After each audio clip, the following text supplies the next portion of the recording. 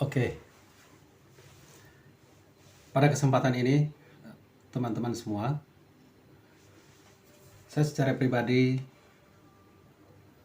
akan berbagi sebuah cerita atau kisah. Kisah ini bukan dari orang lain, tetapi kisah yang pernah mampir di dalam kehidupan pribadi saya.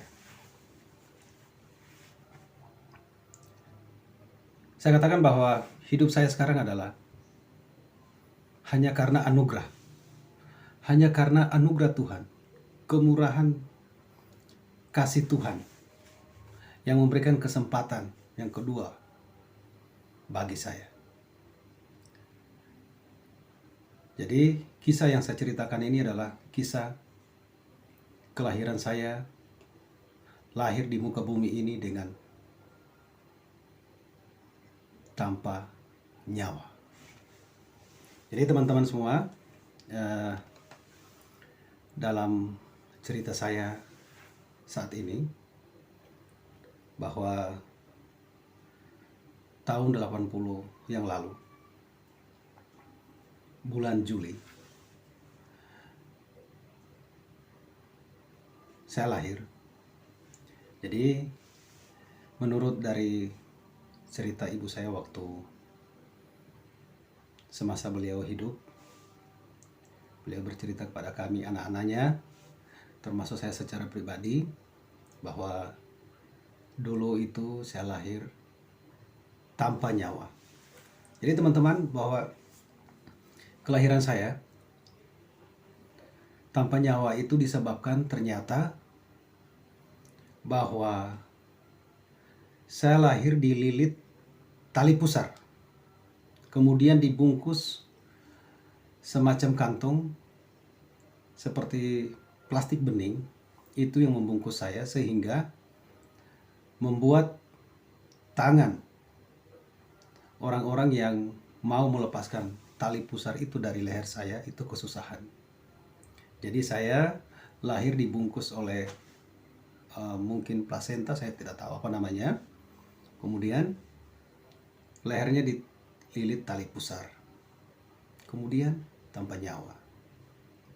Karena itulah badan saya begitu lahir, saya membiru.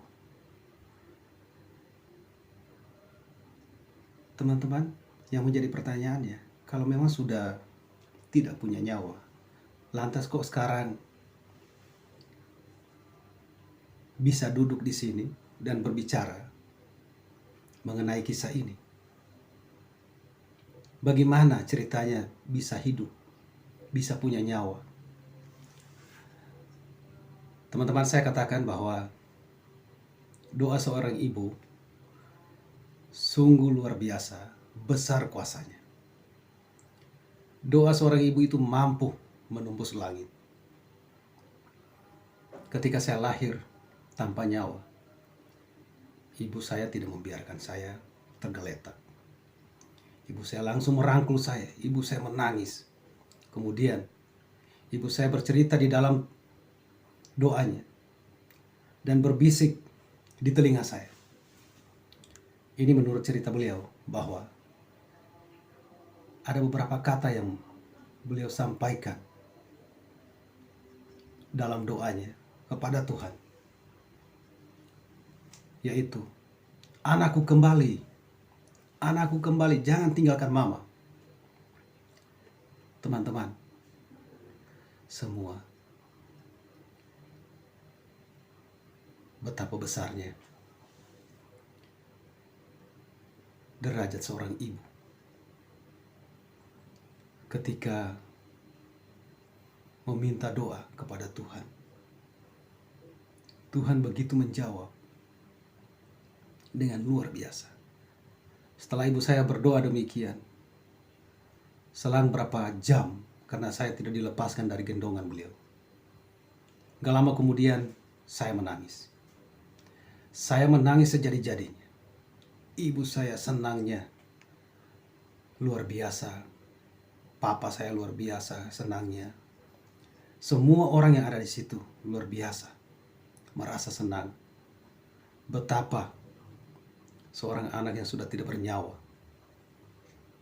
sekarang bisa bernyawa dan memberikan suara tangisan yang lucu bagi mereka. Teman-teman semua, jadi begini, dengan cerita ini hanya saya ceritakan secara singkat. Intinya yang saya katakan bahwa doa seorang ibu itu adalah luar biasa. Doa seorang ibu itu mampu menembus langit maupun menembus luar angkasa setebal apapun, dan itu bisa sampai kepada telinga Tuhan. Hargai ibumu, hormati ibumu, semua harus Anda hormati. Jangan lupa sebarkan kasih sayang. Kiranya Tuhan senantiasa memberkati kita semua dari saat ini sampai selama-lamanya. Amin.